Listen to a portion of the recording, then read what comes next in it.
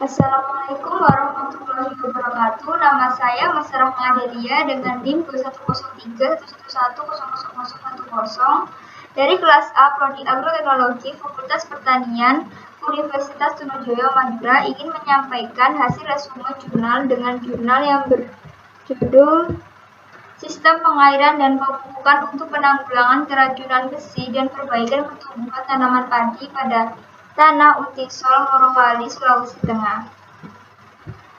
Identitas jurnal yaitu nama jurnal, Jurnal Pengkajian dan Pengembangan Teknologi Pertanian, volume 16, nomor 3 dan halaman 102 sampai 211. Tahun penulisan 2013 dan nama penulis Syafruddin dan Saida. Latar belakang. Sistem pengelolaan tanaman secara terpadu antara pengelolaan hara dan pengairan dengan memaduserasikan antara kekuatan biologis, fisik, dan kimia tanah secara terencana diharapkan dapat memperbaiki sifat fisik, kimia, dan biologi tanah sawah melalui sistem intensifikasi padi aerob terkendali berbasis organik sehingga dapat meningkatkan ketersediaan hara tanah, memacu pertumbuhan sistem perakaran tanaman padi, dan meningkatkan keanekaragaman hayati biota tanah. Kombinasi penggunaan pupuk NPK dengan mengendalikan aerasi tanah melalui pengaturan pengairan secara macak-macak dan pemberian pupuk organik sebagai pupuk dasar secara terpadu sangat diperlukan. Sistem pemberian air secara berselang dan macak-macak mempunyai prospek dalam pengelolaan air dan usaha tani padi sawah karena dapat meningkatkan efisiensi penggunaan air masing-masing sebesar 20-30% dan 30-50% dibandingkan dengan pemberian air secara tergenang menurut Borman 2009.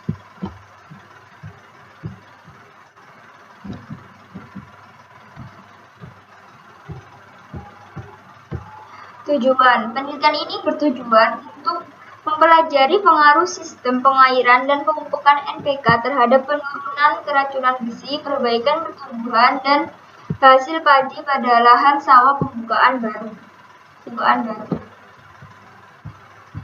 Metode penelitian. Rancangan yang digunakan adalah rancangan acak kelompok olah faktorial dengan 2 faktor, yaitu faktor pertama sistem pengairan yang terdiri dari 3 taraf, dan faktor kedua kombinasi pupuk NPK terdiri atas taraf-taraf.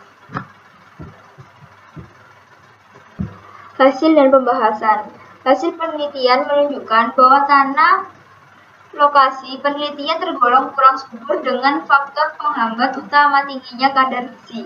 Sistem pengairan secara macak-macak dapat memperbaiki pertumbuhan tanaman dengan hasil gabah kering panen atau GKP lebih tinggi sekitar 48,13% dibandingkan dengan sistem pemberian air secara tergenang selama penelitian pada perlakuan pemupukan yang sama.